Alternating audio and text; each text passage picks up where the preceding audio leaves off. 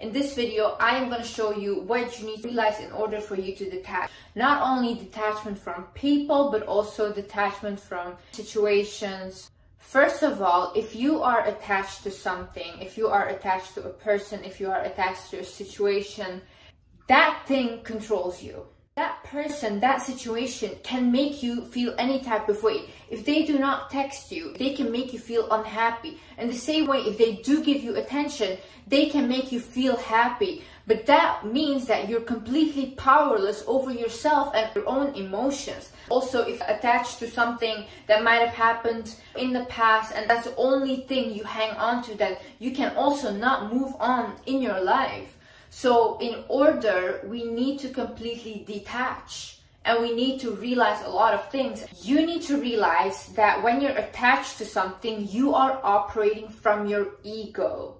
I read this book recently. It's from Gabrielle Weinstein, Spirit Junkie. And in this book, she was kind of talking about detachment. She basically said our true essence is love. So we are love.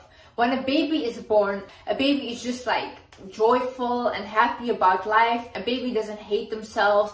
But when we get older, our ego starts, we also become attached to people and we idolize them or we idolize a certain lifestyle. You have to realize that this is your ego. This is not you and this is not your true essence. This is not your love. If we were thinking from a love standpoint, we would believe that we can have everything we want and we can create anything we want and we can be with the person we want.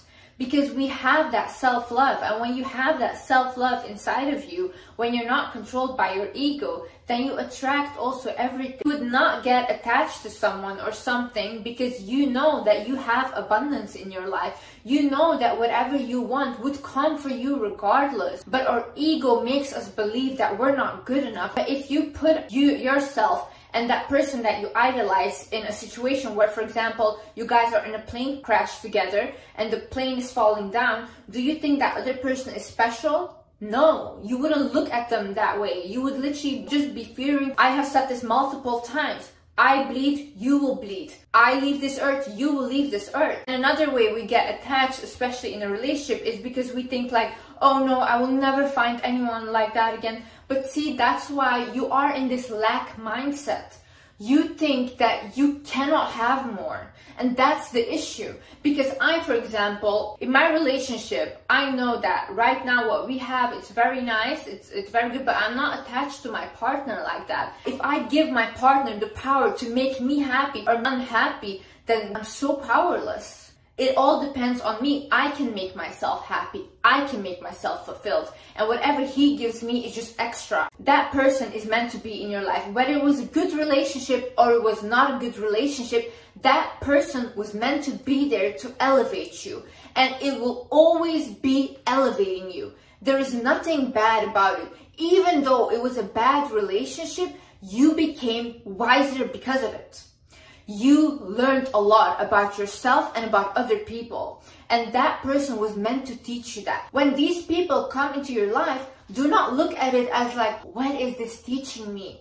What do I have to deal with that I didn't realize before? When this relationship ends, you did your purpose in his life, he did his purpose in your life. And then you guys were meant to separate. You need to go into situations thinking, it just is what it is. Just go with the flow and don't try to create, oh, it has to be like this. No, that means that you're not living in the present moment. If you're not living in the present moment, you will never be appreciative of it. It will never be good enough for you. Get alive. I think people that are so attached to other people, I think these people have no life. Because how can you even have the time to constantly focus on someone else? If you're waiting on your phone, like, please text me. Do you have nothing to do? If you don't have a life, get a hobby, get passionate about something, learn a new skill. Don't be constantly in your head. It's just desperate, it's unattractive. You're focusing on getting better. That way, if that person texts you, if they don't text you, you don't really care. They don't give you your worth because you define your worth already. You have to be willing to let go of past experiences. I had this thing with my past relationship. He would always help me with everything, and I was not willing to let go of him because it was comfortable. But I knew this relationship could not work out any longer, but I was so scared, and I was in my lack mindset. I was thinking, if I let go of him, then I will not have something like this anymore. So I had to create that detachment, and I had to have that faith that something better will come for me. And then that's when it all came. What is FOMO? FOMO means fear of missing out. And a friend of mine, she came over for New Year's and she asked me, Liz, do you ever get FOMO? No, I don't get FOMO. Do you get FOMO? And she's like, yeah, I get it all the time. Then I started to wonder, why is that? Why do I not get that? And why does she have that? She looks at Instagram people, this whole social media world. She sees their life. I make social media work for me. I do not work for social media. I do not check other Instagram accounts. I post my stuff. I do not read anything and I leave. In this way, I do not have a fear of missing out because I don't know what I'm missing out on. Because if I do start to constantly look at other people's lives, I will start to compare myself to them. I will go into a big panic mode. You get attached to a false reality of happiness because most of those people are also not happy. It comes from your personality. True value comes from your wisdom. True value is how you treat other people. The thing is, you have to realize you will never arrive to happiness. If you attach yourself to something and you think, if I have that, I will be happy. I used to have this mentality and was never happy. If anything, I got more depressed. Even though I had that thing that I wanted. The happiness you are searching for outside is already within you. The love you are searching for outside is already within you. Now, when I became detached from all of this, I can be happy. Right now, I'm standing in my kitchen.